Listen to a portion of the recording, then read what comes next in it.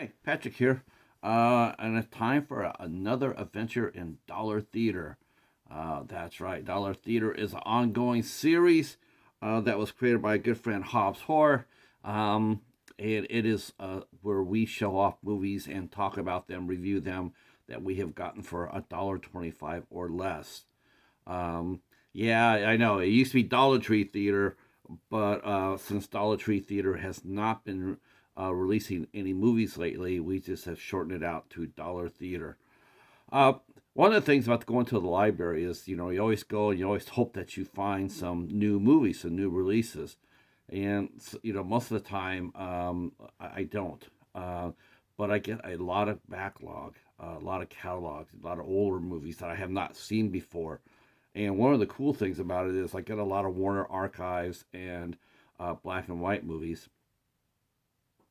And so I picked them up because there's a lot of great ones, and I haven't seen. So, and this is one movie that I'm going to be showing you right now is a movie that I have never seen before, but I'm so glad I picked it up because this was absolutely a joy to watch. And that is from 1940, and it is The Seahawk, starring the great Errol Flynn. Wow, what can I say about this? This is an old-fashioned. This is about English privateers facing off against the Spanish right before the Spanish Armada during the reign of Elizabeth I. Um, so, wow, what a fantastic movie! It was directed by Michael Kurtz, written by Howard Koch, and Seton I. Miller. Um, and it came out, like I said, it came out in 1940 and was a big hit for Errol Flynn, who was coming off The Adventures of Robin Hood back in 1938. Uh, so the story is Errol Flynn plays Captain Geoffrey Thorpe, and he is a one of what they call a group of elite ships called the Seahawks, and they're privateers, which means they're working for the government but not officially. And their job is to go around and harass Spanish shipping and capture any gold and jewels they can get, because the English treasury chest is rather barren, and Spain is currently building a vast armada to invade England. So King Philip from Spain is trying to dissuade England that that's what they're doing, and so he tends to send over his ambassador and the ambassador's daughter to be one of Queen Elizabeth's maid of honor, maid of waiting, and to throw them off the track that they're planning to invade England. So as they sail to England, uh, uh, we meet Errol Flynn, and we see we see his ship is coming, the Albatross, and they and engage in a fierce sea battle, where the Albatross is successful and managed to sink the Spanish ship. But of course, Captain Thorpe, uh, Geoffrey Thorpe, who played by Errol Flynn, he's a dashing rogue. So he is all about honor, and he rescues Englishmen who are being forced to row the boat. He rescues all the Spanish people they can get off their ship, and yeah, I tell you, I did not know those ships could hold so many people. There was at least, gosh, it seemed to be like 500 people on the set of the Albatross at the end of the battle. Crazy busy. Um, but they go into England and deliver their goods. And but then we find out that Prince Philip wants to negotiate a peace. He's insisting that, you know in good faith. He sent over his ambassador in good faith. His ambassador was attacked. It's not it wasn't a very it wasn't a very nice thing that the English did, but Queen Elizabeth has no choice but to disband the Seahawks and to actually arrest their captains to appease Spain. Um, of course, Captain Thorpe finds that out, but he still goes and sees the Queen, and he tells her, "Listen, um, I know what you have to do, but I can do something for us." and he proposes a raiding trip to Central America to raid gold from the Aztecs that the Spanish are stealing from. And so while she officially can't acknowledge what he's going to do, she does give him his blessing. But unfortunately, the British, the Spaniards find out what Captain Thorpe is up to, and through the traitor Lord Wolfingham, and so they go ahead and they ambush Captain Thorpe in Central America. Well, I could tell you a little bit more, but you'll have to watch the movie. Because it's a very dashing movie, and it's full of action, romance, political intrigue. It's a fun movie. And this was a little different for Warner Brothers in the fact that this movie came out and it was actually over 2 hours long. It was 2 hours and 5 minutes long, which is very unusual for back then. Um, and of course, Errol Flynn at that time was pretty much one of the kings of Hollywood. Um, this movie. This movie also had a underlying theme to it as well. While it was set in the 1500s, it also acted as a propaganda film because the England was at war with Germany at the time, and so this movie highlights the English valor, and their honor as to get the American people to, to support England, at the time that they needed us the most.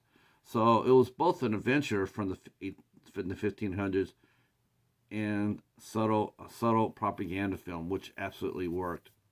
The cast is fantastic, of course. Errol Flynn, looking dashing as ever. This is he was only 30 years old when he did this, and he was in prime shape. Um, this also starred Brenda Marshall as his leading lady, Maria. And it was only her first leading lady role, and she did a great job. But I think what stole the movie for me was the performance of Flora Robson as Queen Elizabeth I. She was fantastic. She was great. Um, as history will know, Elizabeth was not a great beauty in any stretch of the imagination, and so much has been made of that as to have her, like it was hard for her to attract a mate, a consort. Um, but and Flora Robson was also very. I mean, in fact, she was actually criticized later on in her career because she was not pretty. She was not traditionally pretty. But I got to tell you, looks don't have anything to do with acting because she, like I said before, she stole this movie as Queen Elizabeth. Very fun, very royal, very regal, and a lot of fun to watch in action. Her and Errol Flynn's roles, their scenes together, really had a lot of magnetic pop to it. In fact, there was more charisma between those two than there was between Errol Flynn and Brenda Marshall. Uh, this movie, like I said, it was directed by Michael Curtiz, who worked with Errol Flynn on 10 movies during their careers. 10 movies. That's a lot for a director and actor. Um, Also, what was noted was the great music from the film. The great music was from the film, and it was really cool. Um, we had, I think his name is, let me get his name. Yes, Eric Wolfgang Korngold. And he was a very good composer, and this is like the height of him at the height of his powers. And also in the cast as well, I should mention, is Alan Hale Sr., who played one of Captain Thorpe's leading men. Now, the names may sound familiar to you, as you might know his son, Alan Hale Jr., who played the skipper on Gilligan's Island. Well, his dad was also up to no good on the sea, as he played one of the privateers and serving underneath Captain Thorpe.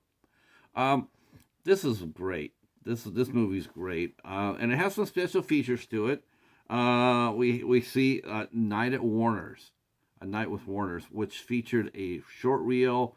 It featured a cartoon. It also features it also has a feature behind the scenes of the Seahawk. So this is a lot of fun and highly recommended. And since this is Warner Brothers, down here, this movie will be easy to get. You can probably get this from the Warner Brothers archive, which I'm sure you can. You can order this brand new from the Warner Brothers archive, no problem. You can get this easy as pie. I got my copy from a older one. I don't know when it was put out. Let's see, 2005. My copy was put out in 2005, but you can get your copy now, today, from Warner Brothers Archive. I'll leave the description down below. It shouldn't be hard to find at all. All right. That is Dollar Theater for this edition. I do hope that you enjoyed it. I hope you go back and watch some of these black and white films.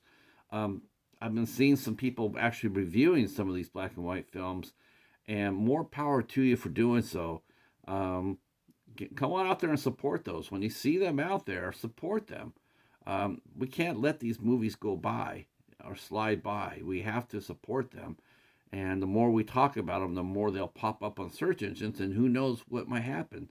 Some youngster might go ahead and get a copy of this, and that might start his love affair with movies. Or a young lady could watch this and start a love affair with movies. And this would be a good movie to start off with. If you're going to watch a first movie, I recommend this highly. All right, so that's it for this edition of Dollar Theater. Thank you for watching. If you're new to the channel, please consider giving us a sub, or more importantly, drop us a comment. Let us know what your favorite black and white movie is, or your favorite Errol Flynn movie is. And yes, we all know about Errol Flynn's history, so we know about that. But we're talking about his movies, so that's what we'll keep the topic on. Yeah, so please drop a comment, and we will talk at you soon. Thanks for watching, and